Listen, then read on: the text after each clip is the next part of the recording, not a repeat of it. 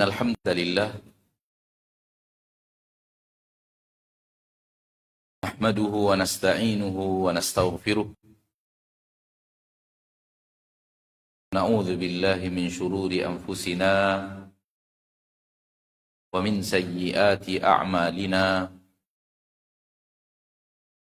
من يهده الله فلا مضل له ومن يضلل فلا هادي له أشهد أن لا إله إلا الله وحده لا شريك له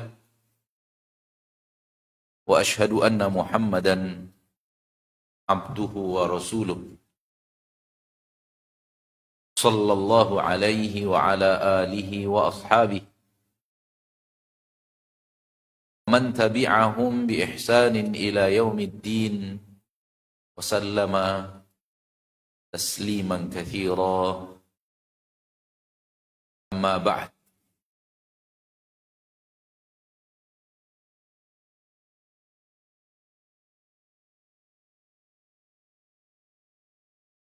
Ma'asyiral muslimin wal muslimat, saudaraku saudariku, al hadirin wal hadirat, wal musyahidin wal musyahidat, dimanapun anda berada, rahimani wa rahimakumullah. Mari kita bersyukur kepada Allah tabaraka wa ta'ala, Rabb yang maha pengasih lagi maha penyayang, yang telah mengasihi dan menyayangi kita lebih daripada kasih sayang siapapun yang kita rasakan, daripada kasih dan sayangnya makhluk, termasuk kasih sayang kedua ayah dan ibu kita kepada kita. Itu yang dikatakan oleh Nabi kita Muhammad sallallahu alaihi wasallam ketika beliau bersabda dalam hadis yang sahih riwayat Imam Al-Bukhari, lallahu arhamu bi'ibadihi min hadhihi biwaladiha. Sungguh Allah benar-benar mengasihi dan menyayangi hamba-hambanya lebih daripada kasih sayang wanita ini pada anaknya. Lebih kasih sayang daripada seorang ibu kepada anak.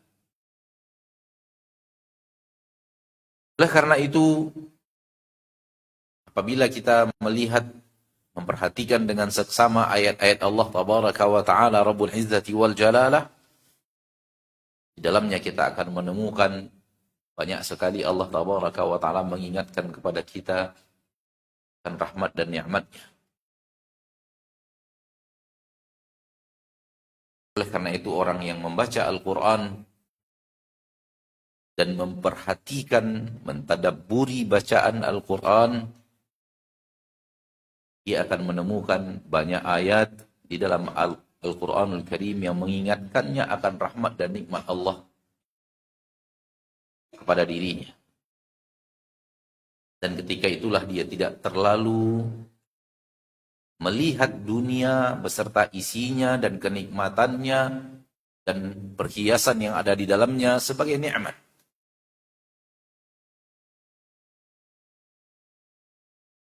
Karena siapapun yang membaca Al-Quran, dia tidak menemukan di dalam Al-Quran Allah memuji-muji dunia dan harta dan kekuasaan dan perhiasan yang ada di dalamnya.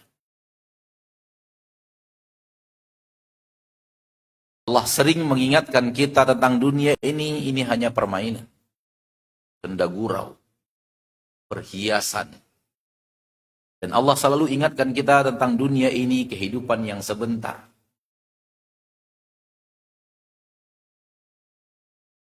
Allah selalu mengingatkan kita tentang dunia ini bahwa ini negeri ujian.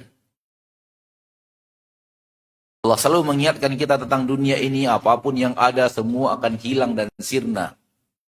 Dan Allah selalu mengingatkan kita, suatu saat kita pasti meninggalkan dunia, rela atau tidak rela. Oleh karena itu orang yang membaca Al-Quran, Muslim yang membaca Al-Quran, Muslimah yang membaca Al-Quran, dan mentadabburi isi yang dia baca, mentadaburi makna dari bacaan yang dia baca, hatinya tidak akan tergantung ke dunia, insya Allah.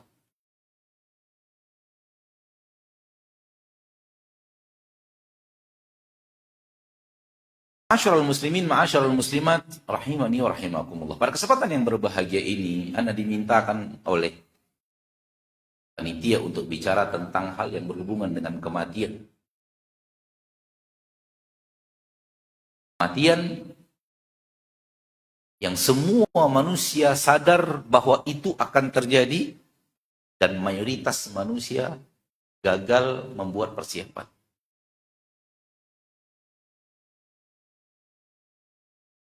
Dalam Al-Quran, surat Al-Jumu'ah ayat 8, Allah pencipta kita, pencipta langit bumi, pencipta dunia dan akhirat, pencipta surga dan neraka.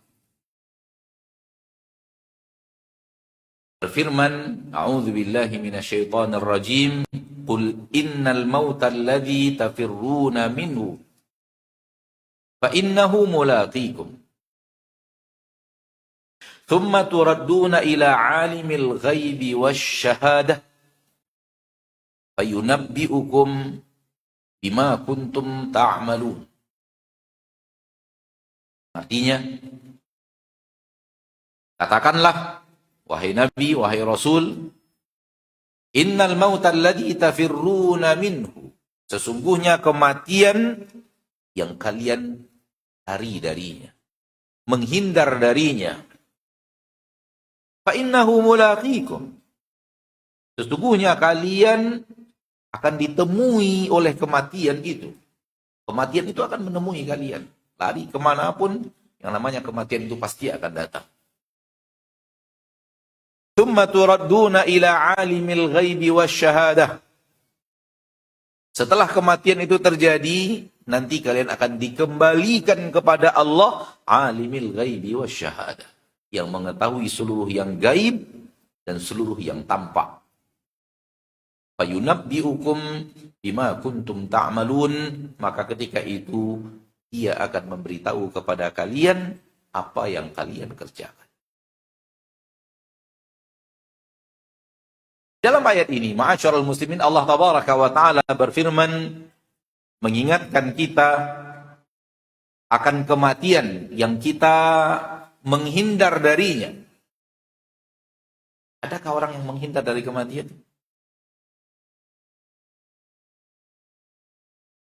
Menurut penglihatan kita terhadap kehidupan manusia, yang kita saksikan dengan mata kita, adakah orang yang menghindar dari kematian? Lari daripada kematian?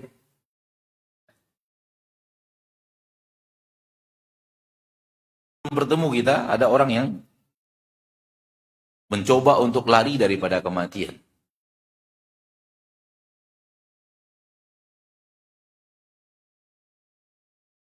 Lalu apa maksud sesuatu yang kalian lari darinya? Kita lupakan. Kita tidak bahas. Kita tidak bincangkan. Kita tidak bicarakan. Kita tidak ingat. Kita tidak bersiap untuk sesuatu yang pasti akan terjadi dan sesuatu yang pasti akan terjadi setelahnya. Apa yang membuat kita lupa? Dunia beserta isinya. Dunia dan sandiwara yang ada di dalamnya. Dunia dan permainannya. Dunia dan tungkus lumus kita mencari harta di dalamnya. Dunia dan aneka ragam yang tidak bisa disebut satu persatu, yang membuat manusia lupa untuk membicarakan kematian. Mengingat kematian. Karenanya Nabi SAW dalam hadis yang sahih mengingatkan kita akan kematian. Akthiru min dzikri hadimil ladat. Perbanyak wahai manusia, ingat kematian.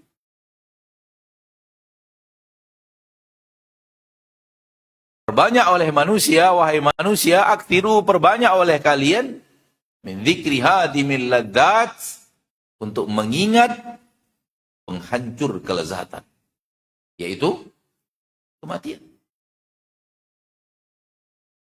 Bapak dan Ibu yang dimuliakan Allah, Izinkan saya mengajak kita untuk memperhatikan apa sih yang sedang dibicarakan orang? Apa sih materi pembicaraan manusia? Apa sih inti bahasan orang-orang yang lagi ngumpul?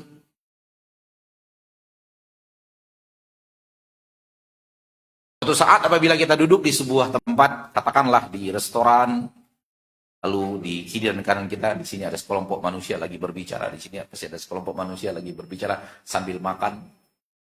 Apalagi kalau mungkin kita lagi duduk di warung kopi dan ada orang ngumpul bercengkrama. Pernahkah suatu saat kita curi-curi dengar mereka sedang ngomong apa sih? Pak Ibu pernah lakukan tidak? Qulli billahi alaikum, katakan kepadaku dan Allah sebagai saksi, berapa persen dari seluruh yang kita dengar dan pernah kita dengarkan itu mereka bicara akhirat?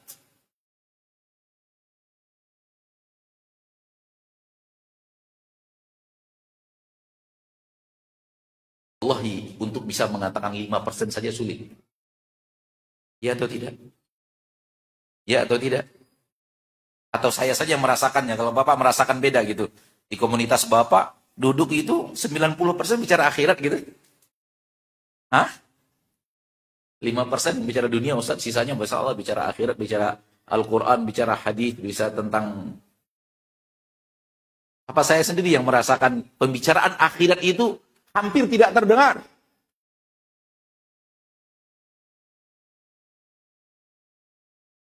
Mereka berbicara tentang dunia yang pasti akan ditinggal.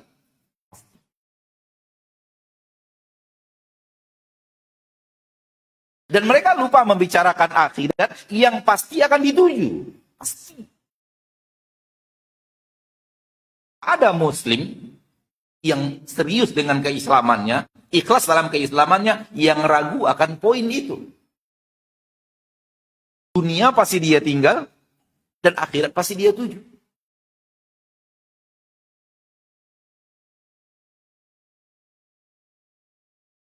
Secara logika saja, sebelum kita bicara iman dan ketaatan, iman dan kepatuhan kepada Allah dan Rasulnya, mana yang harusnya menjadi sesuatu yang logis untuk lebih diperhatikan? Sesuatu yang pasti akan kita tinggal, atau sesuatu yang pasti akan kita tuju?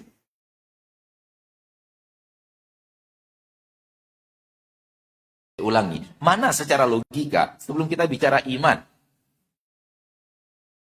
yang lebih pantas untuk diperhatikan, sesuatu yang pasti akan ditinggal, atau sesuatu yang pasti akan dituju?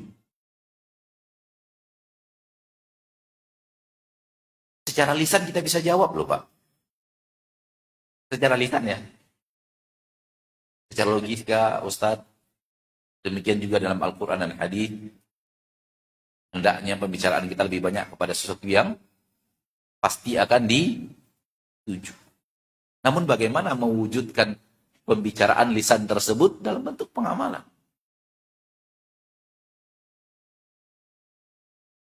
Imam Hasan Al-Basri, seorang tabi'in, bahkan imam di kalangan tabi'in, ulama di kalangan tabi'in, generasi yang bertemu dengan sahabat-sahabat Rasul kita tercinta Muhammad SAW, dan tidak bertemu Rasulullah SAW. Mereka Imam Hasan hanya bertemu dengan para sahabat, tapi tidak bertemu dengan Rasulullah Sallallahu Alaihi Wasallam.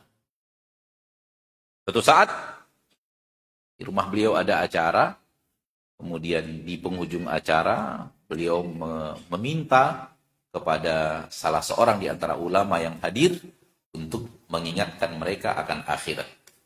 Salah seorang ahli ilmu yang hadir berbicara tentang akhirat, mengingatkan tentang apa yang terjadi pasca kematian di hari akhir, di hari kiamat, dan membuat yang hadir pada menangis, dan majlis bubar dan mereka pulang sambil berlinang air mata. Imam Hasan Al-Basri, begini para sahabat dahulu saya temukan. Mereka kalau bertemu, mereka saling ingatkan akhirat, dan mereka bubar dalam keadaan berlinang air mata.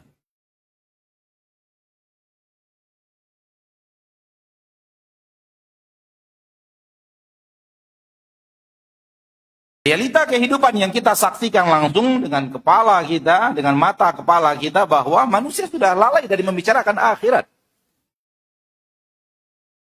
Seolah-olah pembicaraan akhirat itu hanyalah di masjid. Kadang-kadang di masjid pun nggak bicara akhirat juga.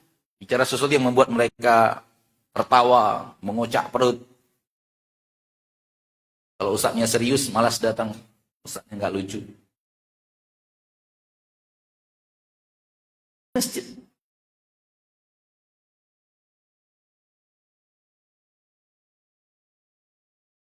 Qul innal mauta alladzi tafirruna minhu. Kalian lari darinya, bukan lari dari menghindar dari kematian, ingin bebas dan tidak terjamah kematian, itu mustahil. Dan tak ada seorang manusia pun yang melakukan itu di permukaan bumi, tapi manusia tidak mau membicarakannya. Manusia enggan untuk berdiskusi tentangnya, manusia enggan untuk saling mengingatkan, enggan untuk saling berwasiat akan kematian dan membahas hal-hal yang akan berhubungan dengan kematian.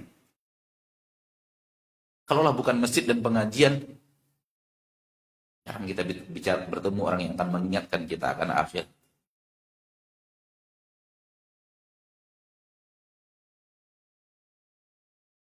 Ini Bapak dan Ibu kaum muslimin dan muslimat rahimani wa rahimakumullah. Lihatlah manusia dengan apa yang mereka amalkan, dengan apa yang mereka lakukan. Di dunia ini kita bicara umat Islam. Kita bicara umat Islam. Biarkan mereka yang tidak beriman dengan akhirat, biarkan mereka yang tidak beriman dengan surga dan neraka. Kita nggak bisa bicara apa-apa kepada mereka tentang mereka. Semoga Allah berikan kita dan mereka hidayah. Karena orang yang tidak beriman dengan akhirat, rumus kita habis. Rumus mati. Dia tidak beriman dengan akhirat. Wa qalu in hiya illa hayatuna dunya namutu wa nahya. Mereka berkata hidup kita hanya dunia. Kita di sini hidup dan di sini kita akan mati. Wa ma yulikuna illa dahr. Yang membuat kita mati adalah usia, waktu, perjalanan hidup. Orang yang tidak beriman dengan akhirat sulit untuk menyampaikan kepada mereka poin ini. Tapi kita bicara orang-orang yang di dalam hatinya masih ada iman. Di dunia ini kita sholat. Di dunia ini kita membaca Al-Quran. Di dunia ini kita, alhamdulillah seperti ini duduk di majelis taklim. Di dunia ini kita bersedekah, berinfak. Namun, di dunia ini kita juga bekerja untuk mencari nafkah. Kita sibuk untuk mencari rezeki. Kita sibuk untuk meningkatkan karir. Kita juga sibuk untuk membesarkan usaha, membesarkan perusahaan, buka cabang di sana sini dengan aneka ragam hal-hal yang berhubungan dengan dunia dan apa yang ada di dalamnya. Mari kita lihat sejenak dengan iman. Mana yang akan kita bawa, mana yang akan kita tinggalkan.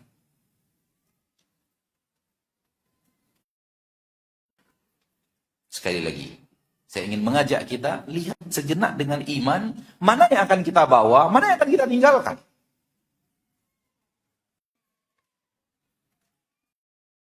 Setelah kita tahu mana yang akan kita bawa, mana yang akan kita tinggalkan, pertanyaan berikutnya, fokus kita kemana?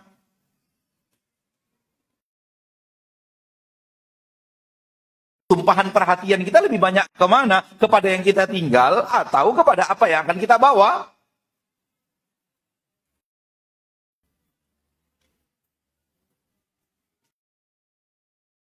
Sekarang kita majelis taklim, duduk di pengajian. Sebelumnya ada yang kita yang sholat duha kah, sholat tahiyatul masjid kah.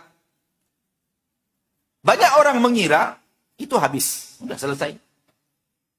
Perkara sambil lewat, ibadah sambil lewat, kita katakan enggak. Ini kalau diterima oleh Allah akan bersamanya di surga selama-lamanya. Bukankah ibadah yang kita lakukan di permukaan bumi ini seperti yang kita lakukan sekarang ini? Kita tanda kutip diterima oleh Allah Tabaraka dan menjadi pahala, dan kemudian pahala itu berubah menjadi nikmat yang ada di surga Allah Tabaraka wa Ta'ala. Bukankah itu akan abadi bersama orang yang ada di surga Allah? Salat sunat kita tadi, kalau diterima oleh Allah, bukankah menjadi nikmat abadi di surga? Majelis taklim kita ini, kalau kita lakukan ikhlas dan diterima oleh Allah, semoga diterima oleh Allah Tabaraka wa Ta'ala. Walau tidak ada kepastian, tapi harapan sangat besar. Kalau kemudian diterima oleh Allah berbentuk pahala, dan pahala itu berbentuk nikmat di surga, bukankah akan kekal abadi di surga Allah nikmat-nikmat itu? Ya atau tidak, wahai orang yang beriman dengan akhirat dan orang yang beriman dengan surga Allah tabaraka wa ta'ala? Ya atau tidak? Tadi pagi kita sholat subuh, bukankah kalau diterima Allah sholat subuh itu akan bersama penduduk surga selama-lamanya tanpa batas waktu? Menjadi nikmat yang tidak pernah terputus untuk selama-lamanya. Pertanyaannya adalah, yang mana kehidupan yang sesungguhnya? Yang mana kehidupan yang akan membawa Anda kepada kehidupan yang sebenarnya? Sholatnya, puasanya, baca Al-Qur'annya, majelis taklimnya, atau perusahaannya, karirnya, harta yang ada di dalamnya, rumah yang Anda bangun, dan usaha-usaha yang Anda kembangkan dan Anda... Mana kehidupan yang sebenarnya? Ini sesuatu yang pasti akan ditinggal, dan kita tidak tahu kapan. Boleh jadi pekan yang akan datang.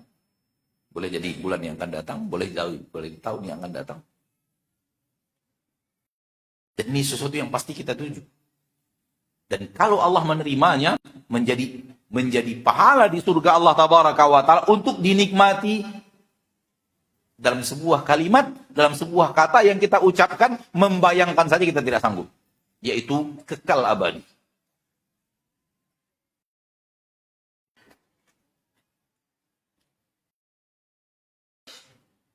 Oleh karena itu, kenapa Nabi Shallallahu Alaihi Wasallam menyuruh kita untuk selalu ingat kematian, selalu saling menasihati soal kematian, selalu mengingatkan diri kita, orang-orang yang kita cintai, kaum muslimin, ingat kematian. Abdiru perbanyak, kata Nabi Shallallahu Alaihi Wasallam, karena manusia banyak melupakannya, malas membicarakannya, tak asyik untuk dijadikan bahasan. Enak untuk dijadikan bahan diskusi, dilalaikan oleh dunia dan kenikmatannya, dunia dan perhiasannya, bahkan dunia dan permainannya.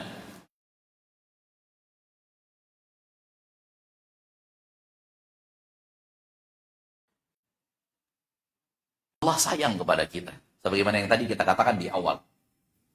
Lebih sayang kepada kita daripada ayah dan ibu kita. Allah mengingatkan kita sesuatu yang akan mendatangkan manfaat untuk kita. Manfaat yang sebenarnya adalah ingat kematian agar persiapan kepada kematian itu ada. Karena ingat kematian bukan sekedar ingin menyampaikan kepada kita satu saat saya akan mati. Bukan itu iman. Karena itu sesuatu yang diyakini oleh semua manusia tanpa terkecuali. Tak peduli muslim dan tidak muslim, tidak peduli orang kota dan orang desa, semua yakin manusia akan mati. Semua orang yakin manusia akan mati. Namun mengingat kematian maknanya adalah persiapan pasca kematian. Persiapan untuk setelah kematian. Itu makna yang diinginkan. Oleh karena itu, setelah ini Allah berfirman, فَإِنَّهُ مُلَاقِيكُمْ ثُمَّ تُرَدُّونَ إِلَىٰ عَالِمِ الْغَيْبِ وَالشَّهَادَةِ. Kemudian kalian akan dikembalikan kepada Allah. Ini dia pasca kematian. Apa yang akan terjadi? Ingat kematian itu artinya persiapan untuk apa yang akan dihadapi setelah kematian. Bukan sekedar tahu bahwa kita akan wafat dan selesai. Orang kafir juga beriman, non-muslim juga beriman, dia akan mati. Tapi dia tidak punya maksud untuk apa yang ada setelah kematian. Karena menurut dia setelah kematian adalah habis. Nggak ada apa-apa. Oleh karena itu mereka mengatakan kematian adalah peristirahatan terakhir. Kematian menurut mereka adalah apa? Peristirahatan yang terakhir. Karena setelah mati istirahat total, udah nggak ada ngapa-ngapain lagi, udah selesai, udah habis. Tak ada pertanggungjawaban, tidak ada surga, tidak ada neraka, tidak ada hisab, tidak ada sesuatu yang banyak diyakini yang jauh lebih dahsyat daripada kehidupan di dunia ini disampaikan oleh Allah dan disampaikan oleh Nabi kita tercinta Muhammad SAW di dalam Al-Quran dan Sunnah. Orang kafir nggak punya itu. Dan orang Islam latah ikut kalimat orang kafir. Latah, Pak. Lihatlah umat Islam yang sekarang ini kita mulai dengarkan, umat Islam yang berbicara tentang orang mati. Orang yang sudah meninggal, yang meninggal dunia. Lalu mereka mengatakan, dia kami antarkan ke tempat peristirahatan yang terakhir. Pernah dengar nggak? Pernah dengar nggak? Pernah apa sering? Umat Islam mengatakan terhadap seorang yang meninggal dunia setelah dimakamkan, kita mengantarkan dia ke tempat peristirahatannya yang terakhir. Ini akidahnya Abu Jahal. Ini akidahnya Fir'aun. Umat Islam mulai latah mengatakan seperti akidah mereka, walau sebenarnya hatinya tidak meyakini.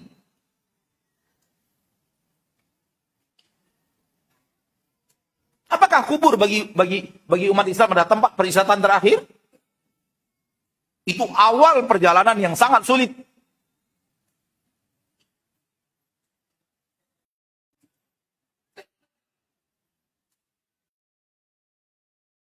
Maka wahai kaum muslimin, wahai kaum muslimat, Allah tabaraka wa taala mengingatkan kita untuk kematian, dan berulang-ulang di dalam Al-Qur'an Allah bicara kematian dalam beberapa ayat. Namun tidak perlu kita sampaikan karena kita semua yakin akan hal tersebut. Dalam surah An-Nisa, "Ainama takunu yudrikkumul maut walau kuntum fi burujin musyayyada." Dalam surah An-Nahl, "Likulli ummatin ajal fa idza jaa ajaluhum la yastakhiruna sa'atan wa la yastaqdimun." Wa anfiqu mimma razaqnakum min qabli an ya'tiya ahadakumul maut, dan semacamnya, dan kullu nafsin dha'iqatul maut. Allah bicara kematian. Semua itu untuk mengingatkan kita setelah kematian ada apa? Setelah kematian ada apa?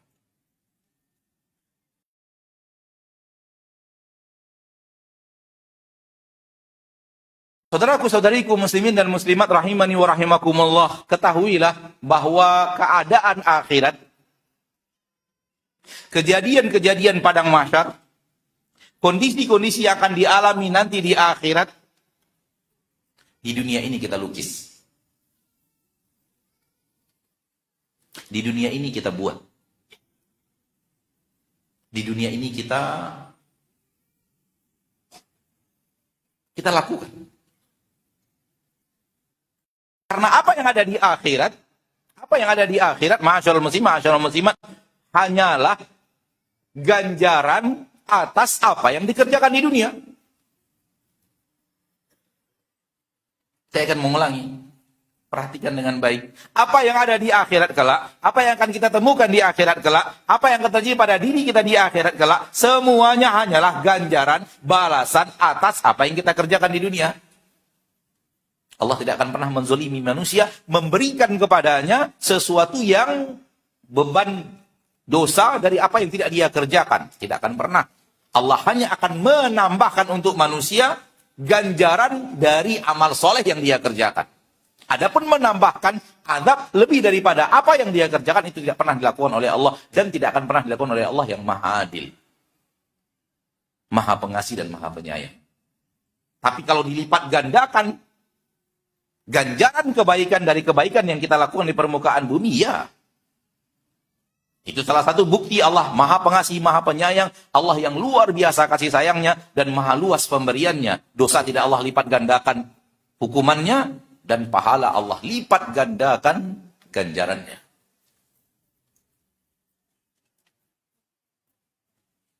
Yang ditemukan oleh manusia di dalam surga Allah Tabaraka wa Ta'ala adalah apa yang pernah dia lakukan dengan ganjaran yang berlipat ganda lebih daripada jumlah yang dia lakukan. Dan yang ditemukan oleh mereka di neraka, na'udzubillah min dzalik, sesuai dengan apa yang mereka kerjakan. Tidak akan Allah lebihkan. Itu artinya apa? Surga dicari di sini. Dan neraka larinya pun dari sini.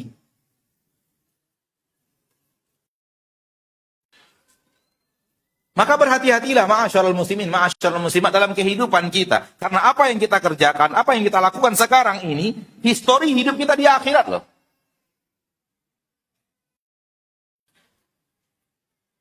Karena kita tidak akan mencari surga di akhirat. Dan tak ada kesempatan untuk lari dari neraka di akhirat. Nggak ada. Ada orang yang bisa mencari surga di akhirat? Sudah wafat baru dia beramal soleh, bisa? Oleh karena itu, orang-orang penduduk neraka meminta kepada Allah, kembalikan kami ke dunia, na'mal salihan, kami ingin beramal soleh, ghairal ladzi kunna na'mal, amal yang tidak kami kerjakan sebelumnya. Amal-amal kami yang dulu kami akan tinggalkan. Kami akan pindah kepada amal saleh, amal yang kau inginkan, yang kau ridhoi, ya Allah. Karena mereka tahu bukan di akhirat tempatnya untuk beramal mencari surga Allah. Maka mereka minta dikembalikan ke dunia, kembalikan kami ke dunia. Dan itu cita-cita tertinggi penduduk neraka. Agar Allah kembalikan mereka ke dunia. Mereka ingin berubah di dunia. Dan sekarang kita di tempat itu. Tempat yang diidam-idamkan oleh penduduk neraka untuk merubah amal. Tempat yang dibayang-bayangkan, dicita-citakan dalam cita-cita tertinggi penduduk akhirat, orang-orang yang akan masuk neraka tentunya. Untuk melakukan perubahan hidup. Allah sudah katakan kepada kita. Dan sekarang, hidup kita sekarang ini itulah dia. Untuk apa Allah sampaikan? Agar kita paham dan mengerti. Jangan sampai kita terjerumus ke dalam sesuatu yang terjerumus kepadanya. Mereka yang mengidam-idamkan kembali ke dunia untuk beramal saleh. Kita sedang ada di dunia, lakukan amal saleh. Mengidam-idamkan untuk kembali ke dunia, meninggalkan amal yang tidak mereka lakukan, yang dahulunya mereka lakukan. Ini kesempatan untuk meninggalkan amal yang mereka menyesal telah melakukan amal tersebut. Dan kalaulah bukan mengingat kematian dan berbicara kematian dan selalu ingat bahwa diri itu akan mati,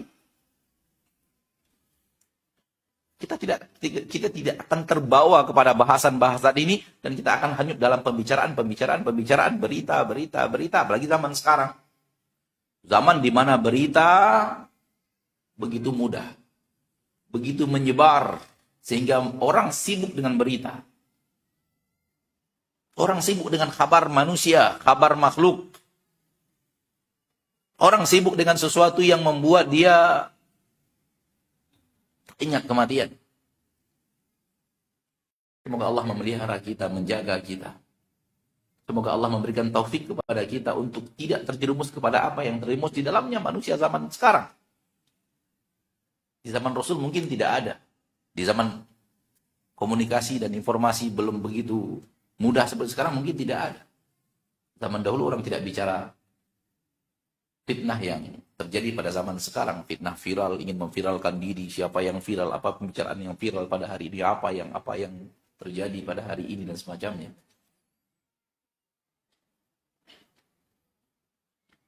Kalau kita sadar, harusnya kita membuat diri kita sadar bahwa hari demi hari kita itu untuk mengejar surga dan lari dari neraka. Dua itu. Kapan? Di sini, di dunia ini. Karena tidak ada kesempatan untuk mengejar surga di akhirat, tak ada kesempatan untuk lari dari neraka di akhirat. Kesempatan untuk mengejar surga dan lari dari neraka itu hanya di sini. Hari ini, hari Ahad, Senin, Selasa, Rabu, Kamis, Jumat, Sabtu. Hari-hari inilah yang akan kita gunakan untuk mengejar surga dan untuk lari dari neraka. Bukan untuk mengumpulkan harta sebanyak-banyaknya, yang pasti untuk kita tinggal.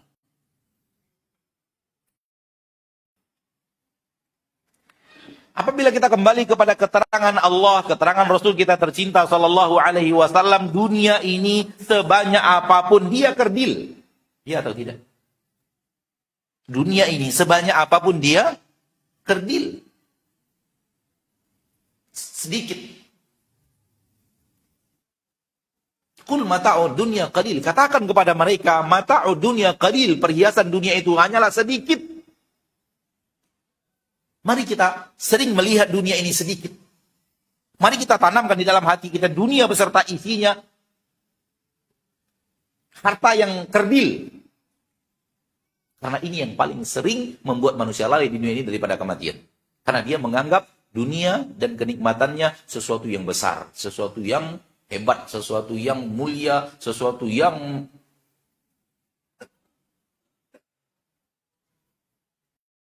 oleh karena itu berhentilah melihat harta orang. Berhentilah tentang berita-berita manusia paling kaya di Asia siapa, manusia yang paling kaya di Indonesia siapa, berapa kekayaannya, bintang ini berapa mobilnya, apa saja jenis mobilnya. Berhenti membicarakan itu, saudaraku, saudariku kaum muslimin dan muslimat. Nah, semua itu yang sedang dibicarakan manusia itu, Allah mengatakan mata'ud dunya qalil, kehidupan yang sedikit. Saking kerilnya dunia ini. Rasul SAW bersabda dalam hadis yang sahih dari Imam Bukhari. Rasulullah SAW bersabda, la mawdi'u tawti ahadikum fil jannati khairum minad dunya wa ma fiha. Di akhirat nanti ada tempat untuk meletakkan cambuk di surga Allah. Ada tempat untuk meletakkan cambuk di surga Allah. Tempat untuk meletakkan cambuk di surga Allah itu saja lebih baik daripada dunia dan seisinya. Itu belum ranjangnya loh. Itu belum istananya. Hanya tempat untuk meletakkan cambuk. Itu lebih mulia daripada dunia dan seisinya. Telah berkata Rasul kita tercinta, as-sadiqul masduq. Manusia tidak pernah berbicara dengan hawa nafsu, in huwa illa wahyun yuha. Semua itu wahyu yang diwahyukan Allah kepada Nabi kita tercinta sallallahu alaihi wasallam. Apa yang kita kejar-kejar? Sementara yang ada di surga Allah tabaraka wa taala tempat meletakkan cambuk saja mengalahkan harta Fir'aun dan Qarun.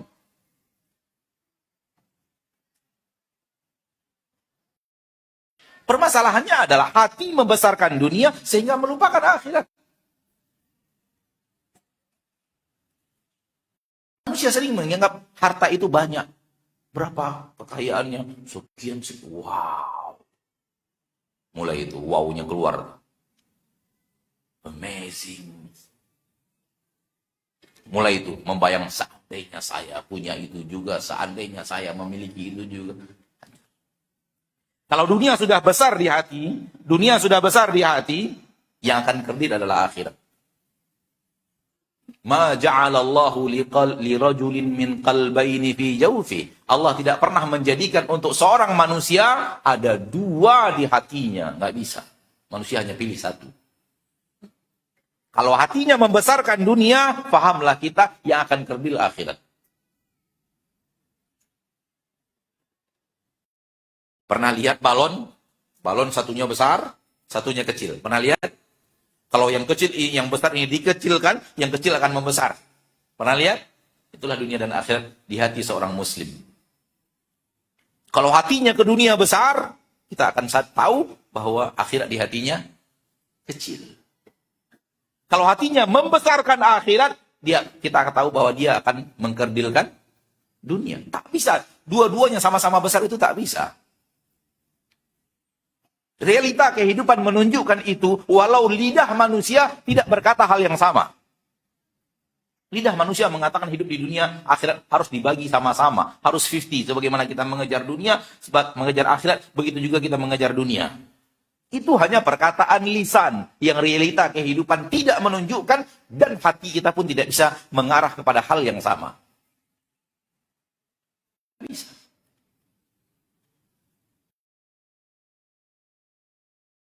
Apa yang terjadi dalam saat ketika kita diwafatkan Allah tabaraka wa ta'ala? Kenapa harus kita perhatikan dan perhatian kepada saat-saat datangnya kematian? Karena saat di hari kita dimatikan oleh Allah, diwafatkan oleh Allah tabaraka wa ta'ala, penentuan keputusan. Final keputusan.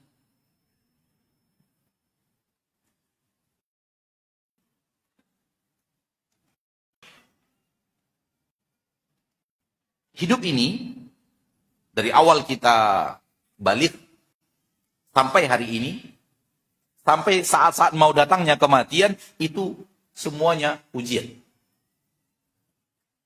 Nilainya, final nilai keputusannya, detik-detik kematian nanti.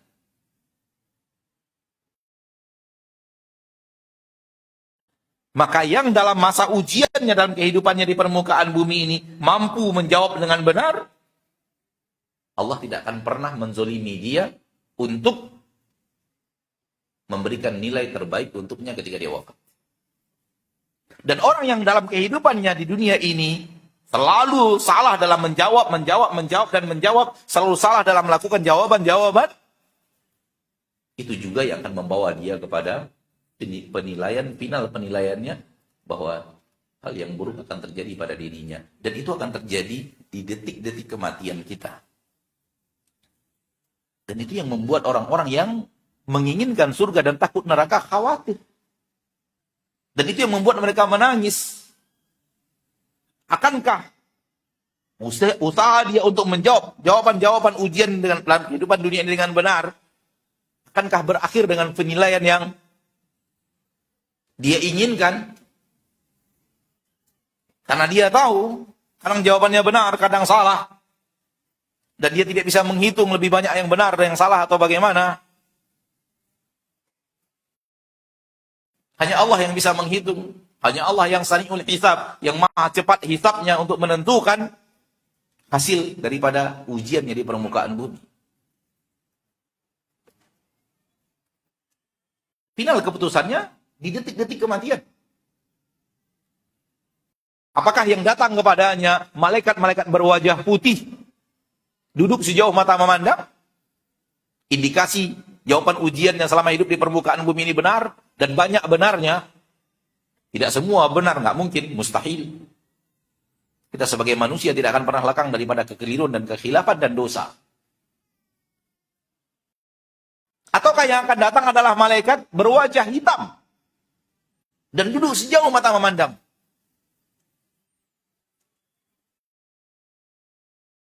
Dan malaikat-malaikat yang datang ini, itu bukan malaikat maut. Tapi memang malaikat yang Allah kirim di saat kematian datang. Orang mukmin akan dikirim malaikat-malaikat berwajah putih. Duduk sejauh mata memandang. Dan orang yang detik-detik akan wafat itu sudah melihat alam gaib. Sudah melihat malaikat. Dan orang-orang yang ada di sekitarnya tidak melihat. Namun kita yang akan sakratul maut dan pasti akan sakratul maut tidak bisa tidak. Di detik-detik itu kita sudah bisa melihat malaikat. Karena jadwal ujian sudah habis. Yang ada adalah ketentuan hasil ujian. Kalau yang bertemu adalah malaikat-malaikat berwajah putih, itu tanda bahwa dalam menjawab ujian selama hidup di permukaan bumi negeri ujian ini, jawaban kita banyak yang benar. Tapi kalau yang bertemu justru malaikat-malaikat berwajah hitam. Itu yang dikatakan Nabi SAW. Hadisnya panjang. Kita tidak ingin masuk ke dalam hadis yang panjang itu. Tapi kita ambil potongan-potongannya saja. Setelah itu datang malaikat maut. Malaikat maut mengucapkan dua ucapan yang berbeda. Untuk orang yang lulus menjalani ujian di permukaan bumi, malaikat maut berkata, "Ukhruji ila maghfiratin minallahi wa ridwan." Keluarlah engkau dari tubuh kepada ampunan dari Rabbmu dan ridho. Keluarlah menuju ampunan Allah, keluarlah menuju ridho Allah. Wallahi, ini yang kita harapkan. Ini yang kita inginkan. Untuk inilah semua ketaatan. Agar kemudian di saat malaikat maut menjemput kita, kalimat yang ia keluarkan kalimat ini. Ketika menyuruh ruh keluar dari tubuh. Ukhruji ila maghfiratin minallahi wa ridwan. Keluarlah engkau menuju ampunan Rabbmu dan ridho Rabbmu. Ada di dalam Al-Quran akhir surat Al-Fajr. Ya ayyatuhan nafsul mutmainnah. Irji'i ila rabbiki radiyatan mardiyah. Malaikat maut berkata kepada ruh orang mukmin, orang yang hari-harinya mengejar surga, hari-harinya lari dari neraka di permukaan bumi, dan dia berbuat untuk hari ini, hari di mana dia akan berpisah dari dunia ini, dan dia melakukan persiapan untuk apa yang akan dia temukan esok pasca kematian, itu kalimat yang akan dia dengarkan dari lisan malaikat maut yang tidak didengar oleh orang-orang yang ada di sekitarnya. Ya ayyatuhan nafsul mutmainnah, wahai jiwa yang tenang dan tentram, wahai jiwa yang damai, wahai jiwa yang mutmainnah, ukhruji, keluarlah engkau dari tubuh. Kemana? Ila maghfiratin minallahi wa ridwan. Menuju ampunan dari Allah dan menuju ridho Allah. Kabar gembira yang luar biasa. Lalu nyawa itu pun keluar dari tubuh. Mudahnya kata Nabi, mudahnya itu bagaikan air keluar dari mulut ceret. Kita punya ceret, keluarkan. Ada air di dalamnya, tuangkan. Mengalirlah ruh itu dari badan keluarnya, itu bagaikan mengalirnya air yang dituangkan. Gampang atau tidak? Sakitnya luar biasa. Gampang ya? Air keluar gampang tidak? Segampang itulah. Nabi yang mengatakan SAW, segampang itu ruh itu keluar dari tubuh. Mengalirnya bagaikan mengalir air. Tapi itu pun sakit. Sakit yang tidak pernah ada sakit setelah itu. Manusia tidak pernah merasakan sakit lebih daripada sakit di saat ruhnya itu harus keluar dari badan.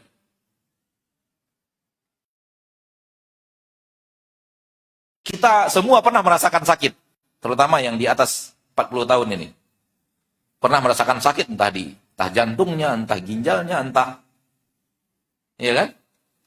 Entah lambung sakit yang membuat kita mungkin bergetar badan kita saking tidak menahan sakitnya. Itu belum apa-apanya dengan sakratul maut. Buktinya antum masih hidup. Akan tiba saatnya di saat sakit yang benar-benar tidak bisa ditahankan. Karena kematian itu innalil mauti lasakarat. Sesungguhnya kematian itu kata Nabi memiliki rasa sakit yang luar biasa. Itu pun padahal ruh berpisah dari badan seperti air yang keluar dari mulut ceret. Silu kama yasilul ma'u min fayyis siqa. Min fis siqa. Keluarnya air itu kata Nabi SAW, keluarnya ruh bagikan keluar air dari wadah ceret air, lalu kita tuangkan air dan air itu keluar mengalir dia keluar dari badan. Bayangkan kalau gambarannya adalah yang kedua. Malaikat maut berkata kepada ruh, ya ayyatuhar ruhul khabithah, wahai ruh yang keji, ruh yang jelek. Ya ayyatuhan nafsul khabithah, wahai jiwa yang keji, jiwa yang karena ujiannya gagal terus. Ujian hari Senin gagal, hari Selasa gagal, hari Rabu gagal, hari Kamis gagal, hari Jumat gagal, banyak gagalnya. Nilai hasilnya, malaikat maut mengatakan, ukhruji ila sakhatim minallahi wa ghadab. Keluarlah engkau menuju murka Allah dan amarah Allah. Keluarlah menuju murka dan marahnya Allah.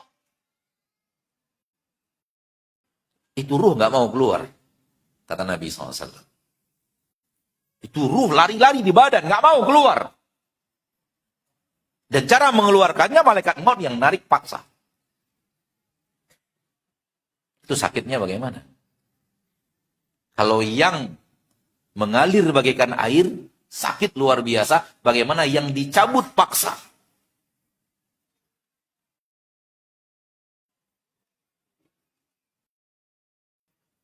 Dan itu pasti akan terjadi salah satu di antaranya. Saya dan Anda pasti akan berhadapan dengan salah satu di antaranya. Saya berharap, sangat berharap tidak ada di antara kita yang terlalu yakin dapat yang pertama. Nggak boleh terlalu yakin. Harap iya, yakin nggak boleh. Harapan itulah yang membuat kita akhirnya beribadah, minta ampun kepada Allah, menghindar dari hal yang dimurkai oleh Allah Tabaraka wa Ta'ala Rabbul Izzati wal Jalalah. Tapi kalau yakin, terbalik. Justru kita lalai daripada yang tadi, karena kita terlalu yakin.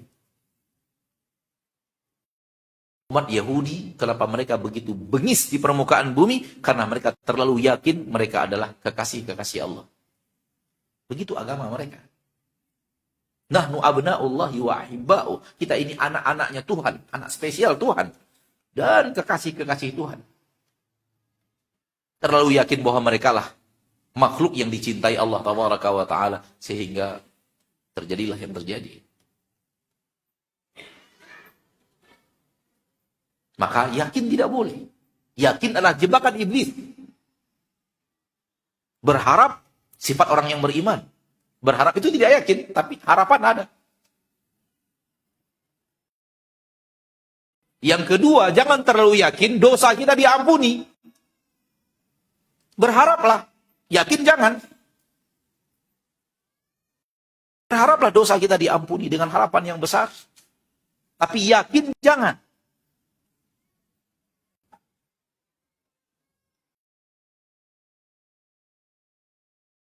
Yakin ini yang membuat kita akhirnya lalai dan berbuat dosa lagi. Dan berbuat dosa lagi. Kenapa? Yang kemarin sudah minta ampun. Yang kemarin sudah istighfar. Yang kemarin sudah dihapus dengan sholat malam. Yang kemarin sudah dihapus dengan membaca Al-Quran. Yang kemarin sudah dihapus dengan sholat Jumat. Yang kemarin sudah dihapus dengan Ramadan. Yang kemarin sudah dihapus dengan umrah. Nggak boleh yakin. Kita nggak tahu.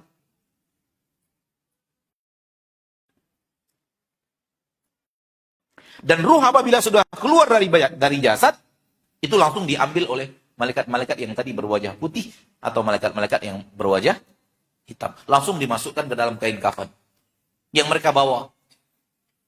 Satunya dibawa dari surga, satunya dibawa dari neraka.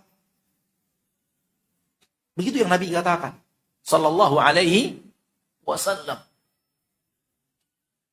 Dan ruh yang orang mukmin wangi, dan ruhnya orang kafir luar biasa busuk.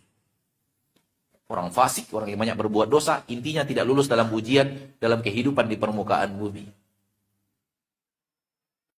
Lalu ruh itu dibawa ke atas. Bukan oleh malaikat maut, tapi malaikat-malaikat yang tadi berwajah putih dan malaikat-malaikat yang berwajah hitam. Ruhnya orang mukmin melewati langit pertama, langit kedua, langit ketiga, langit sampai ke langit yang ketujuh. Ruh orang yang dibawa oleh malaikat-malaikat berwajah hitam hanya sampai langit pertama. Dimintakan untuk dibukakan langit pertama, tidak ada izin dari Allah untuk dibukakan pintu. Lalu Nabi membacakan Al-Quran, Innal ladina kafaru bi ayatina wastakbaru anha la tufattahu lahum abwabus sama. Orang yang kafir dengan ayat-ayat kami dan sombong, maka tidak akan dibukakan untuk mereka pintu-pintu langit. Adapun roh orang mukmin dibukakan untuk mereka pintu langit yang pertama, kemudian diiringi malaikat berjalan. Jadi iringan-iringan di dunia ada dua. Pertama, iringan-iringan jasad kita. Kedua, iringan-iringan ruh. Itu malaikat.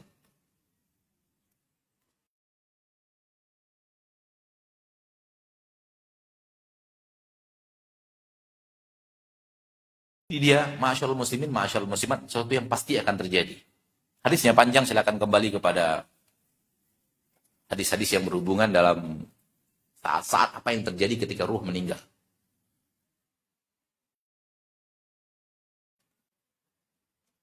Kalau antum punya buku Ahkamul Janaiz, hukum-hukum seputar jenazah, itu di situ Syekh Albani rahimahullah pengarang kitab mengumpulkan matan-matan hadis itu dari Sunan Ibnu Majah, dari Sunan Tirmidzi, Sunan Abu Daud, dari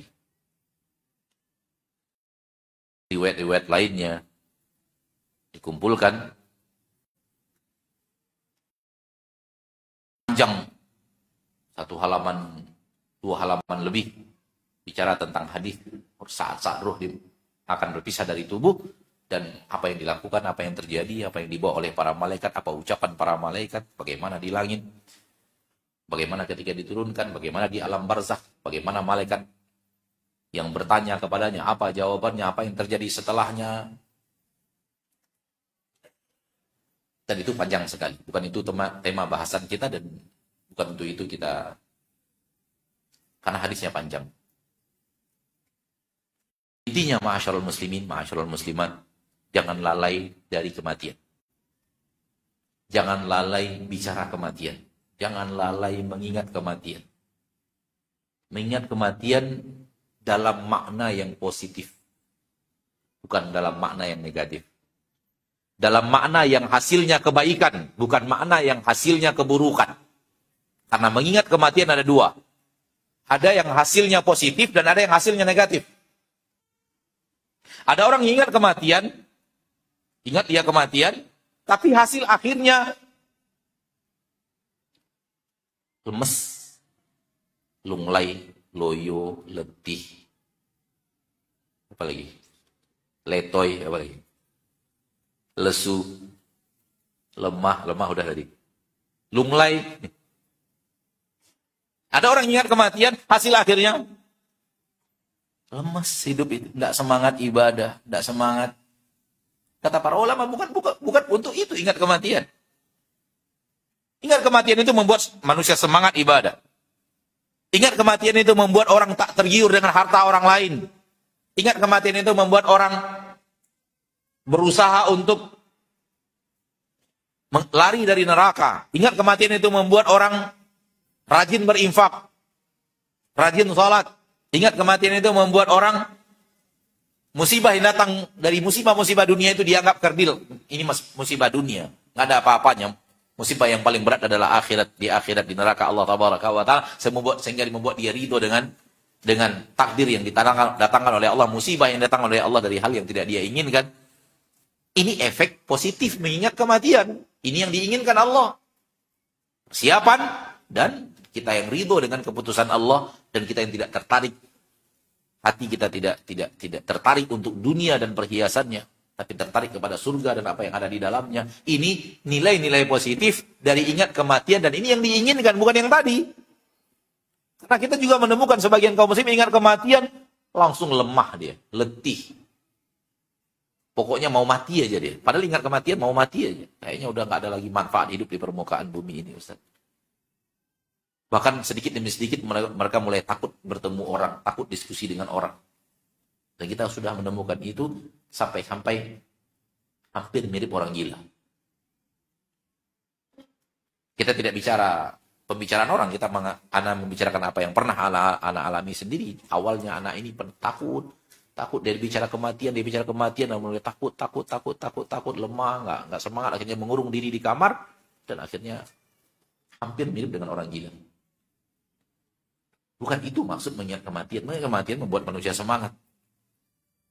Membuat manusia, dalam hadis Sahih Muslim, Nabi mengatakan, apabila salah seorang di antara kalian di tangannya ada sesuatu, bijian yang akan dia tanam, dan dia tahu besok akhirat, kalau hendaklah dia tetap tanam kebaikan untuk akhirat. Nah, sekali lagi kita ingatkan diri sendiri, kita ingatkan saudara-saudari kaum muslimin dan muslimat, jangan lari daripada kematian.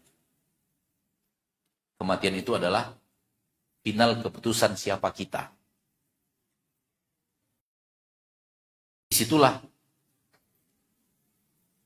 kita tahu apakah kita akan berangkat kepada ridho Allah, berangkat kepada ampunan Allah, berangkat kepada surga Allah, atau kita akan berangkat ke naudzubillahi min dzalik, sebaliknya. Dan tadi sudah kita katakan, apakah kita akan melihat malaikat-malaikat berwajah putih sebelum datangnya malaikat maut, ataukah kita akan melihat naudzubillah sebaliknya, apa yang sudah kita katakan tadi dan sampaikan tadi. Maka di dalam hadis lewat Imam Ibnu Majah, Rasulullah SAW mengantarkan jenazah ke pemakaman, dan beliau duduk di dekat lubang kuburan, dan beliau menangis, dan air matanya jatuh sampai membasahi tanah. Rasulullah SAW bersabda, "Ay ikhwani, limithli hada fa'id." Wahai saudara-saudara, untuk hari yang seperti inilah hendaknya kalian melakukan persiapan. Untuk hari yang seperti inilah hendaknya kalian melakukan apa? Persiapan. Jangan terlalu terlena oleh dunia, karena seperti yang kita katakan tadi, pasti akan kita tinggal. Umur kita di dunia ini dibanding umur kita di akhirat nggak ada apa-apanya. Nggak ada apa-apanya. Wallahi nggak ada. Satu harinya di akhirat itu takaran di dunia 1000 tahun. Kita banyak tahu itu. Satu hari akhirat 1000 tahun di dunia. Berarti kalau usia kita 50 tahun atau usia kita 60 tahun, itu berapa cuman? Dari satu harinya akhirat.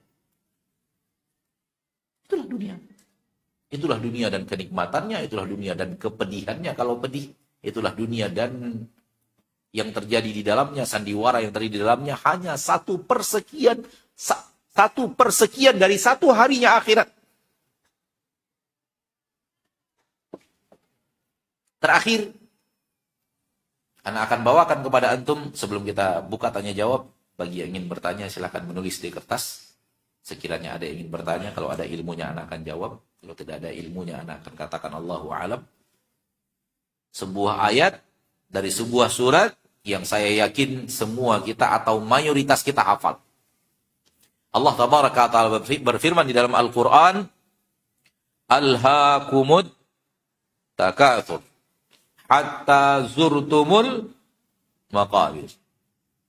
Alhaakumut takatsur hatta zurtumul maqabir.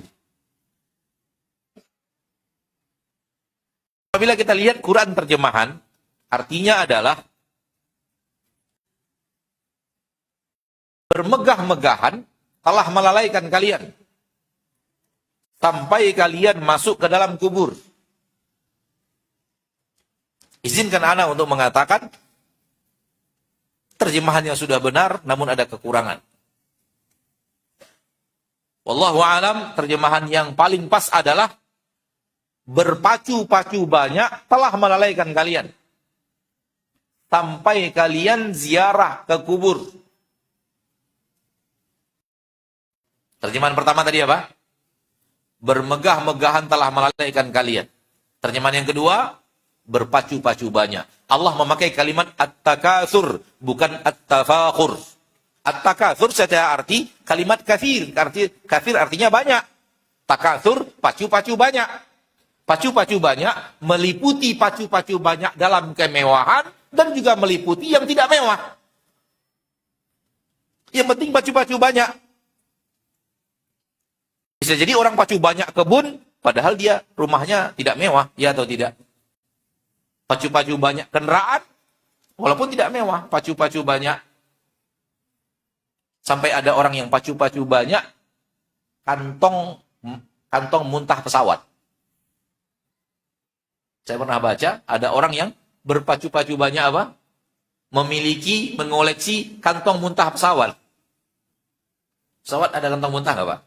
Nah, itu ada manusia mengoleksinya, dan dia berpacu-pacu banyak, ada komunitas tersendiri. Itu masuk ke dalam ayat ini. Berpacu-pacu banyak telah melalaikan kalian, dan tak ada sedikit pun kemewahan di dalamnya. Apa kemewahannya? Kantong muntah pesawat. Alhaakumut takatsur, dunia dan berpacu-pacu banyak di dunia ini telah melalaikan kalian. Itu meliputi pacu banyak mobil, pacu mewah mobil, meliputi semuanya. Tapi tidak hanya kemewahan, apapun. Apapun, pacu banyak yang apapun.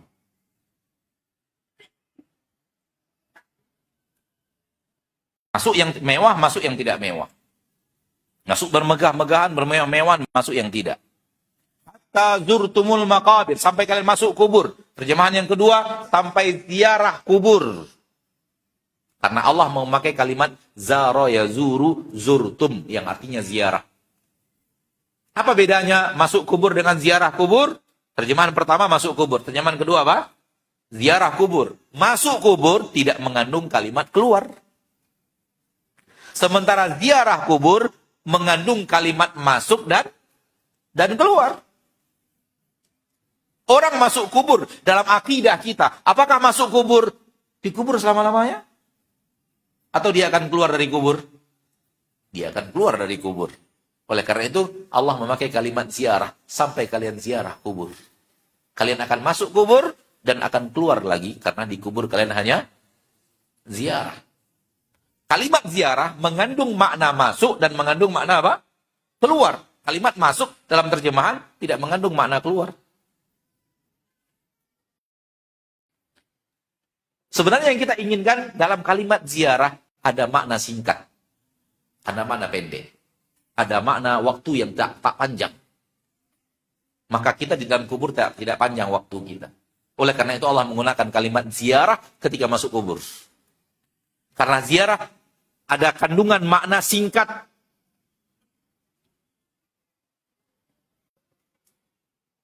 Pernah nggak antum ziarah kubur? Saya pergi ziarah kubur orang tua saya, Ustaz. Di sana saya 1 bulan dekat kubur orang tua saya. Pernah nggak? Nggak pernah kan? Pasti ziarah itu kandungan makna waktunya apa? Pendek. Syuh ma'asyarul muslimin.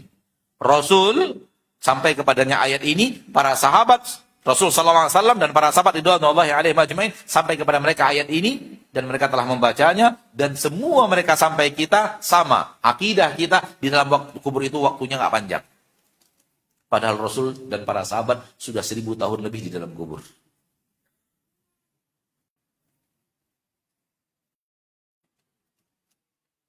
Kalau usia di dalam kubur 1000 tahun lebih dan tidak tahu berapa tahun lagi di masa yang akan datang, nggak tahu kita, wallahu a'lam, tahun berapa tahun lagi sampai hari kiamat terjadi. Dari hari kiamat sampai hari berbangkit, berapa tahun lagi kita pun tidak tahu. Tidak ada nas yang ana ketahui, wallahu a'lam, dalam bab ini yang sahih. Intinya masih panjang lagi. Masih ada waktu lagi. Itu pun dianggap ziarah. Waktu yang pendek. Padahal hitungannya dalam kubur itu sudah 1000 tahun pasti lebih Nabi dan para sahabat. Bayangkan singkatnya usia kita di dunia. Di alam kubur yang 1000 tahun lebih, Allah mengatakan ziarah. Dan bayangkan panjangnya kehidupan akhirat. Akankah waktu yang sangat singkat di dunia ini melalaikan kita untuk kemudian tidak mendapatkan kebaikan di akhirat? Allah berfirman, kalla idza balagatit taraqi. Sekali-kali tidak, idza balagatit taraqi, apabila ruh sudah sampai ke turquwah. Apa itu turquwah? Turquwah adalah ada daging yang lembek antara tulang di leher kita. Coba di sini Bapak tekan, di sini ada daging lembek di antara tulang. Ada semacam kolam kecil. Terasa nggak? Itu dia turquwah. Di tengah-tengah sini. Kita akan ketemu tulang, naik sedikit, ketemu seperti kolam kecil. Ketemu nggak? Terasa nggak? Nah, itu turquwah. Kalau antum tekan lama itu antum akan mati. Itu turquwah. Jamaknya taraqi. Apabila nyawa sudah sampai turquwah, sudah sampai di sini, itu yang disebut tenggorokan tadi. Kalau tenggorokan kita ya di sini semua kan, tapi sebenarnya ayat tidak sampai di sini maksudnya. Ini dia turquwah, bukan leher secara keseluruhan. Kalla idza balagatit taraqi wa qila man raq, dan ketika itu dikatakan siapa yang akan meruqyah, siapa yang akan mengobati, siapa yang akan bisa memberikan obat untuk saudara kita ini yang sedang sakit padahal dia sedang wafat. Sedang sakratul maut. Dan itu pasti akan terjadi untuk semua kita. Waktunya kita tidak tahu. Dan di sanalah final keputusan kita akan ke surga atau ke neraka. Dan apa yang terjadi setelahnya hanyalah buah dari pohon yang kita tanam ketika hari-hari kita di permukaan bumi. Pohon yang kita tanam di hari ini, besok, besoknya lagi sampai wafat. Hari sebelumnya, sampai awal taklif. Maka mari berhati-hati menanam pohon di permukaan bumi. Pertanyaan malaikat di alam kubur 3. Dan 3-tiganya sudah kita diberitahu oleh Nabi SAW apa yang ditanyakan oleh malaikat. Namun jawaban yang 3 ini, itulah yang harus kita jawab sepanjang usia taklif kita. Bagaimana kita menjawab siapa Rabbmu? Dengan amal. Bagaimana kita menjawab apa agamamu? Dengan amal. Dan bagaimana kita menjawab siapa nabimu? Dengan amal. Karena pertanyaan nanti di alam barzakh, tak seorang pun yang mampu menjawab kalau bukan Allah yang memberikan pertolongan untuk dia bisa menjawab. Kalau bukan Allah yang memberikan tathbit untuk menjawab, dia tidak akan bisa menjawab. Termasuk orang yang beriman. Allah berfirman, "Yutsabbitullahu alladziina aamanu bil qauli tsabit fil hayatid dunya wa fil akhirah." Allah yang menguatkan, mengokohkan perkataan orang yang beriman di dunia dan di akhirat. Di dunia ini dengan amalnya, di akhirat ketika malaikat di alam kubur bertanya, "Man rabbuk? Wa ma dinuk? Wa man nabiyyuk?" Dalam riwayat lain, "Wa manir rajulul ladzi bu'itsa fiikum?" Siapa lelaki yang diutus kepada kalian? Pertanyaannya 3, tapi jawabannya sepanjang usia kita ini. Itulah jawabannya. Ayo jawab dengan amal kita. Siapa sebenarnya Rabb yang kita ibadati? Siapa sebenarnya Nabi yang harus kita ikuti, dan apa sebenarnya agama kita dalam menjawab halal dan haram dari apa yang kita lakukan. Itulah ujian. Hari demi hari yang kita lakukan itu menjawab 3 pertanyaan itu. Amal ini kamu ikut siapa? Dan Rabb mana yang kau inginkan?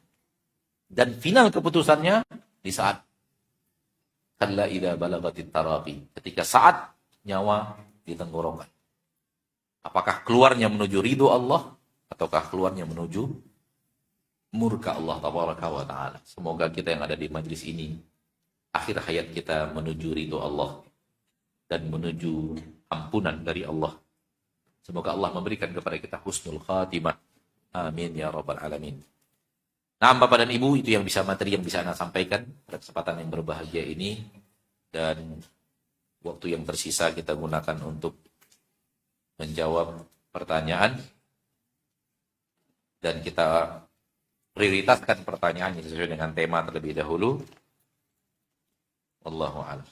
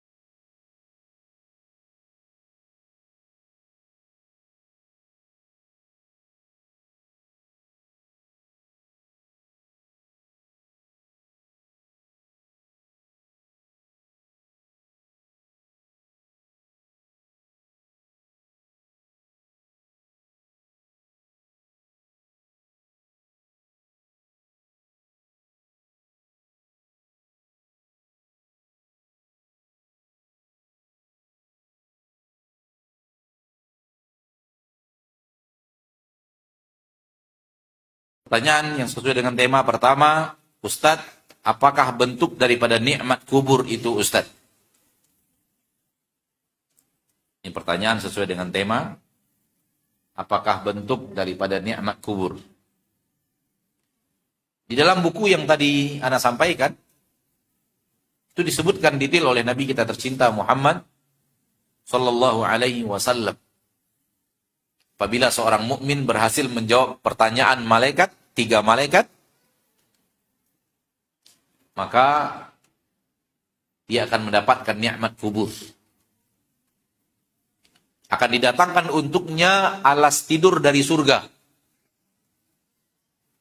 Pasti tidak ada alas tidur atau kasur di permukaan bumi sehebat alas tidur orang yang mendapatkan husnul khatimah. Karena alas tidurnya didatangkan dari surga. Kemudian kuburnya dibuat Allah luas sejauh mata memandang.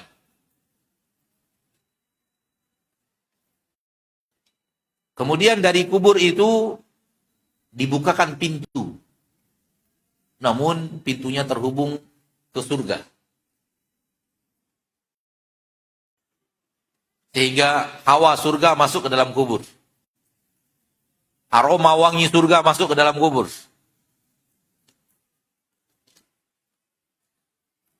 Kemudian didatangkan kepadanya seseorang yang akan menemaninya. Berwajah bagus, berpakaian bagus. Dan dia bertanya, siapa engkau? Orang itu menjawab, saya adalah amalmu yang saleh.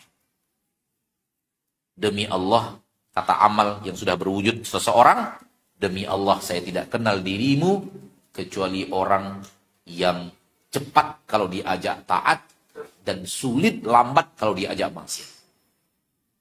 Itu sifat orang yang beriman.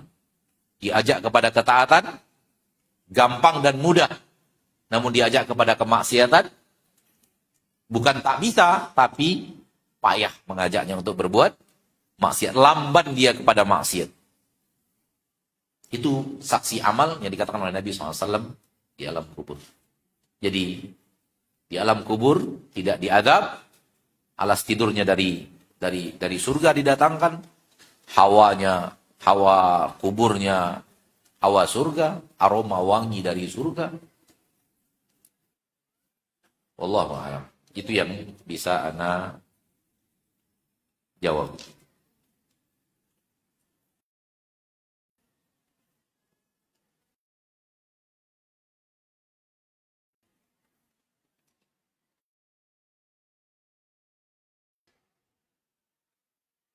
Apakah kenapa Rasulullah SAW mengalami rasa sakit saat sakratul maut?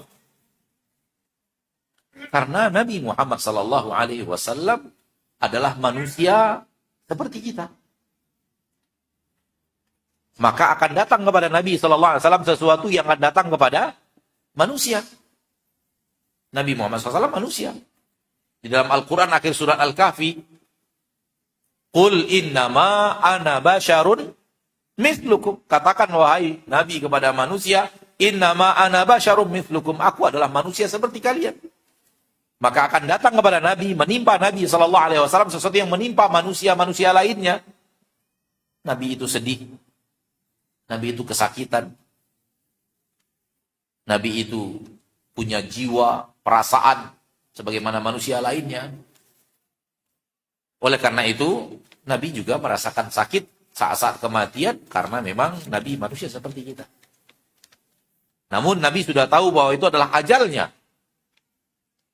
Ketika Fatimah radhiyallahu anha berkata, "Ya kurba abata," wahai penderitaan yang dirasakan oleh ayahanda.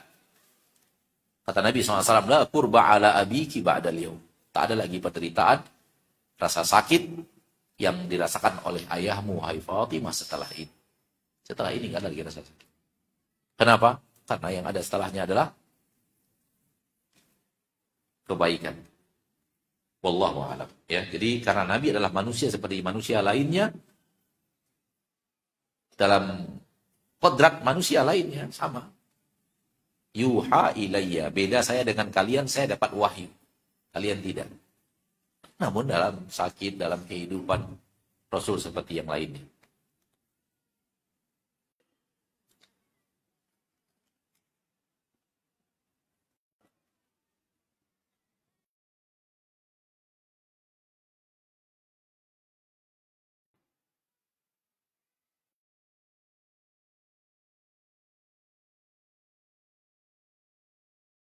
Ayah saya qadarullah meninggal 4 bulan yang lalu karena serangan jantung. 1 jam sebelum meninggal mengeluhkan dada yang terasa amat sakit.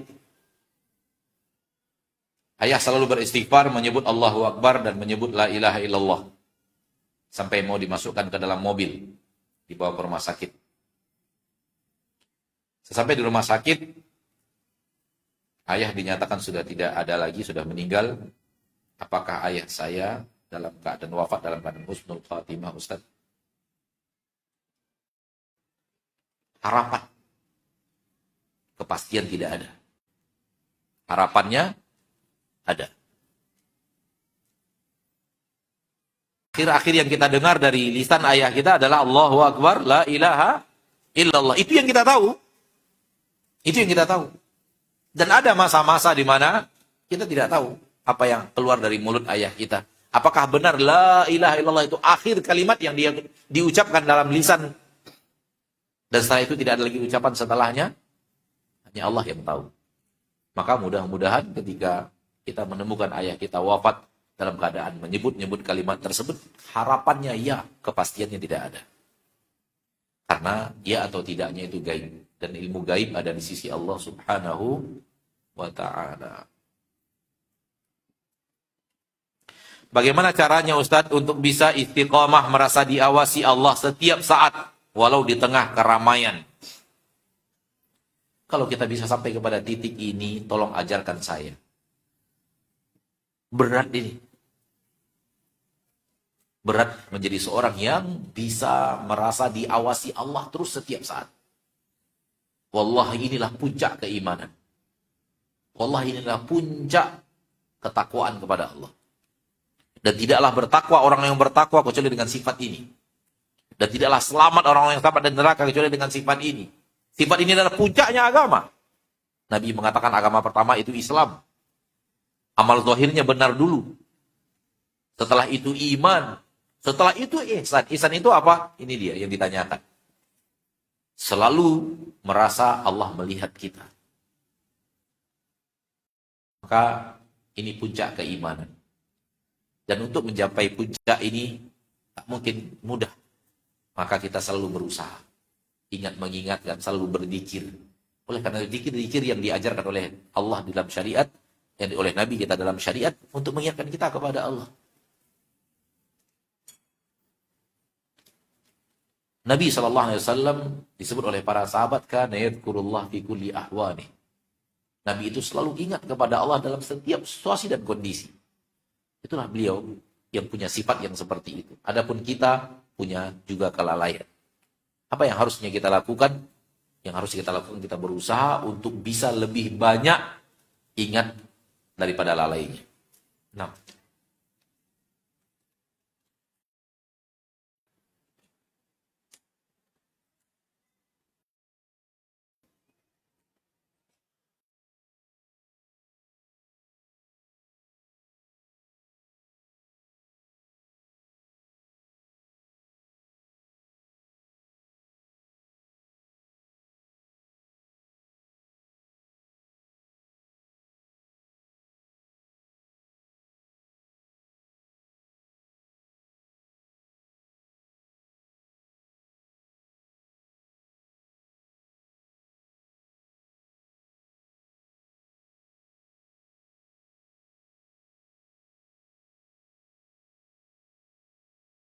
pertanyaannya Ustadz, mohon dijelaskan bahwa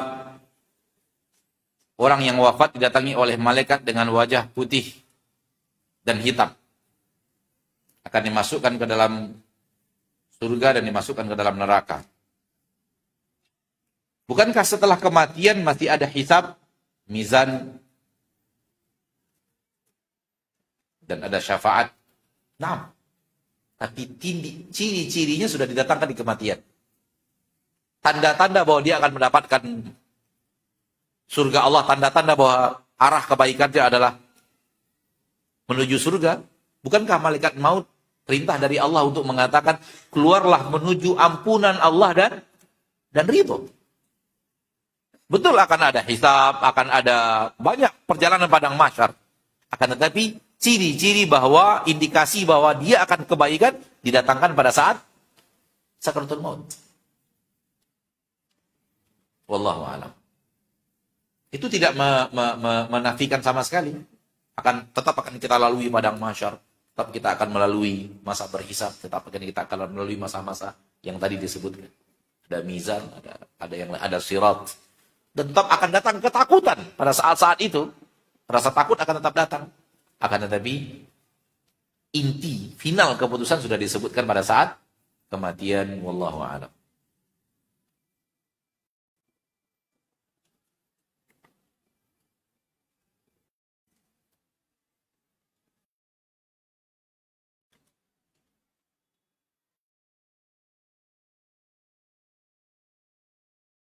Ustaz, apakah surga dan neraka sudah ada penghuninya?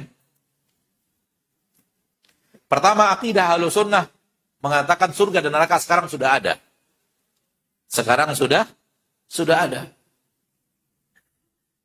Karena ketika bicara surga dan neraka, Allah berfirman di dalam Al-Quran, u'iddat, telah disiapkan.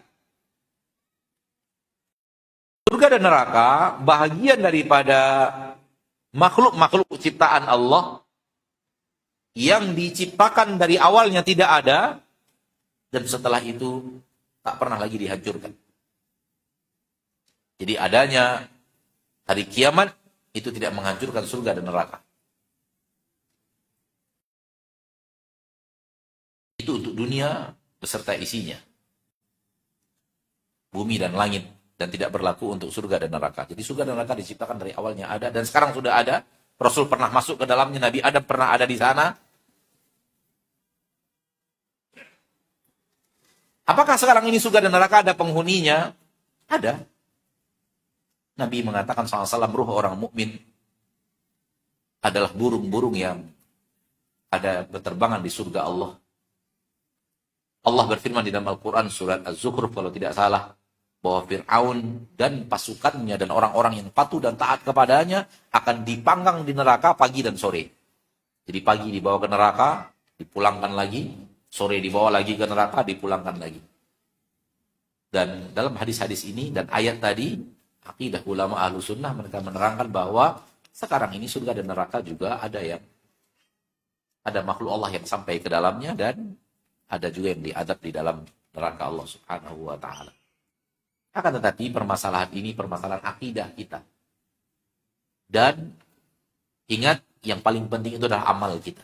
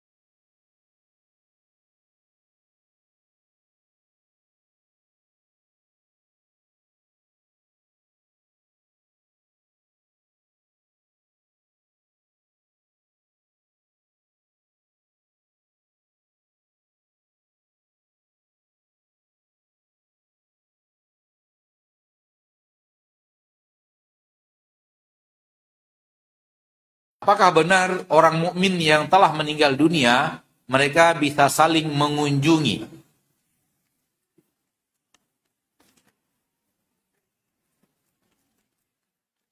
Masyarul muslimin, seluruh perkara gaib, tanpa terkecuali. Tak ada yang boleh kita katakan kecuali ada ayat atau hadisnya yang sahih.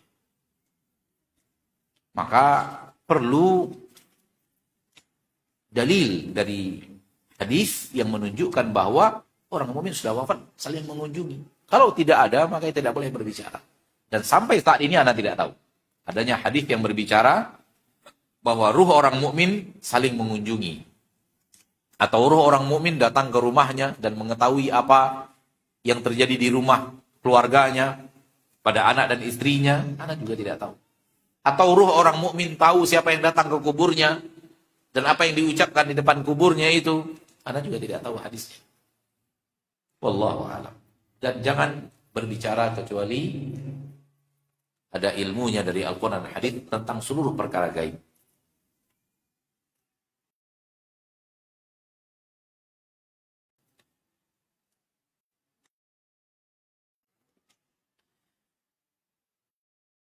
Bagaimana menyikapi diri kita terhadap kesalahan-kesalahan masa lalu yang pernah kita lakukan dan kita sudah bertaubat? Alhamdulillah. Alhamdulillah. Ada kesalahan-kesalahan yang kita bertaubat. Dan semua kita adalah orang yang bersalah itu. Tak ada di antara kita yang tidak bersalah. Siapa di antara kita yang tidak bersalah? Ketika turun firman Allah di dalam Al-Quran, surat Al-An'am, Allah tabaraka wa ta'ala berfirman, alladzina amanu wa lam yalbisu imanahum bidzulmin. Orang-orang yang beriman yang tidak mencampuri iman mereka dengan kezaliman.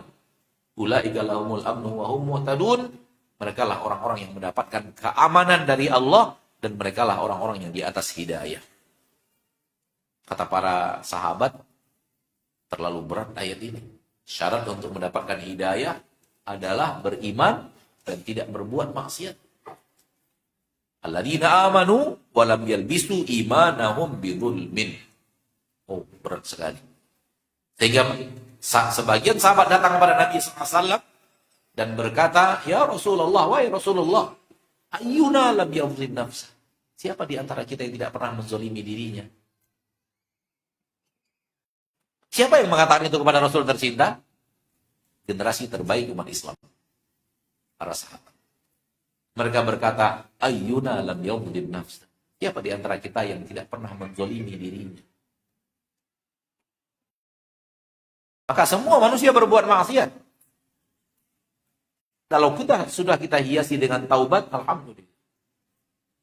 Maka berhusnudzonlah, Allah menerima taubat kita dan lanjutkan taubat itu. Kalau suatu saat terjerumus lagi, taubat lagi. Suatu saat terjerumus lagi, taubat lagi. Bukti taubat yang serius adalah antara terjadi kesalahan yang kita telah taubat dengannya dengan terulang lagi, punya masa, punya jarak yang tidak dekat.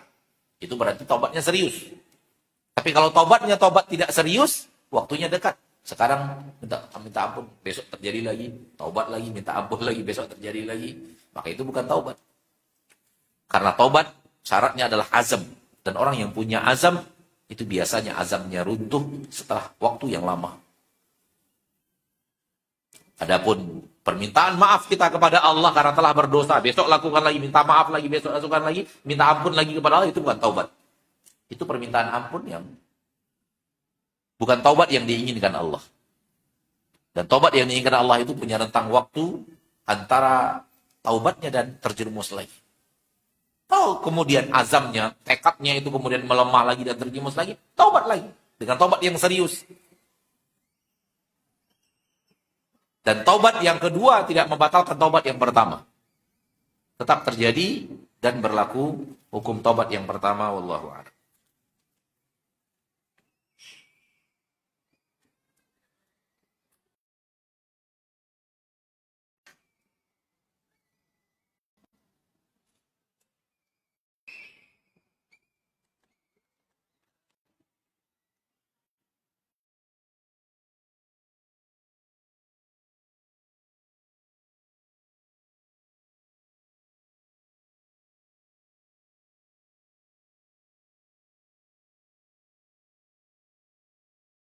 Apakah ada tanda-tanda atau ciri-ciri orang yang mau dicabut nyawanya secara fisik, Ustaz? Wallahu a'lam. Anda tidak terlalu tahu. Namun orang yang bergelut dalam ilmu kesehatan, orang yang bergelut dengan pasien itu mengetahui tanda-tanda orang akan wafat. Tapi itu dari pengalaman.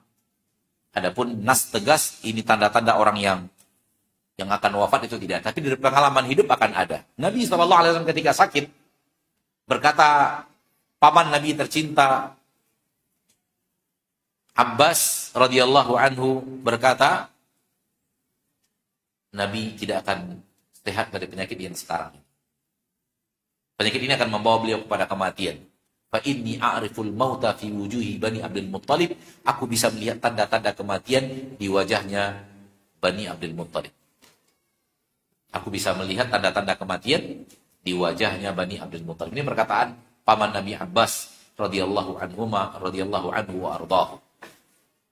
Pengalaman hidup kalau orang seperti ini ya. Dan para ahli para ahli kesehatan juga yang sering berhubungan dengan pasien juga dengan pengalaman hidup mereka bisa memahami ini tanda-tanda yang tidak lama lagi orang ini akan wafat. Itu hanya pengalaman hidup. Tapi nas tegas sejauh yang Anda tahu tidak ada.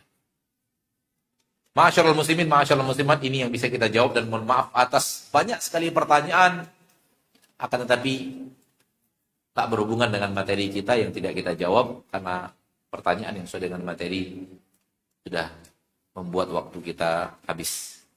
Oleh karena itu mohon maaf kepada kaum muslimin dan muslimat yang sudah letih bertanya dan yakinlah bahwa ketika Anda bertanya Anda sudah dapat pahala kalau ikhlas. Karena sedikit pun apa yang kita lakukan daripada kebaikan tidak akan hilang di sisi Allah. Jangan kaitkan amal soleh dengan hasil amal soleh. Apapun yang kita lakukan amal soleh, walau tidak nampak hasilnya, maka amal soleh kita adalah sesuatu yang tidak pernah hilang di sisi Allah. Fastajaba lahum rabbuhum anni la udhi'u amala 'amil minkum min dzakarin aw untha. Allah tidak akan pernah mensia-siakan amalan siapapun, sekecil apapun, baik laki-laki atau perempuan. Maka ketika ingin bertanya agama dan kita menulisnya, insya Allah kalau kita ikhlas, telah diberikan pahala oleh Allah Tabaraka wa Ta'ala. Bapak dan Ibu kaum muslimin dan muslimat, ini yang bisa Anda sampaikan secara materi dan tanya jawab kita pada kesempatan hari yang berbahagia ini.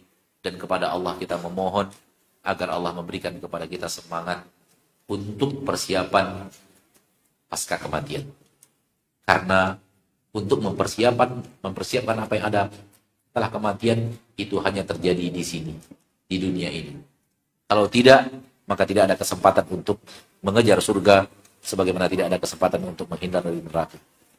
Semoga Allah memberikan kepada kita taufik dan hidayah agar kita hidup di dunia ini untuk mengambil bekal sebanyak-banyaknya, meniru Nabi kita tercinta sekuat tenaga, dan taubat dari dosa dan kesalahan yang kita lakukan. Semoga Allah berikan kepada semua kita husnul khatimah, dijauhkan kita daripada su'ul khatimah. Semoga Allah berikan kepada kita ampunan ketika kita dihisab di sisinya. Semoga Allah kuatkan kaki kita di saat kita sedang melintas di atas sirat. Amin ya rabbal alamin. Subhanakallahumma wa bihamdika asyhadu an la ilaha illa anta astaghfiruka wa atubu ilaik. Assalamualaikum warahmatullahi wabarakatuh.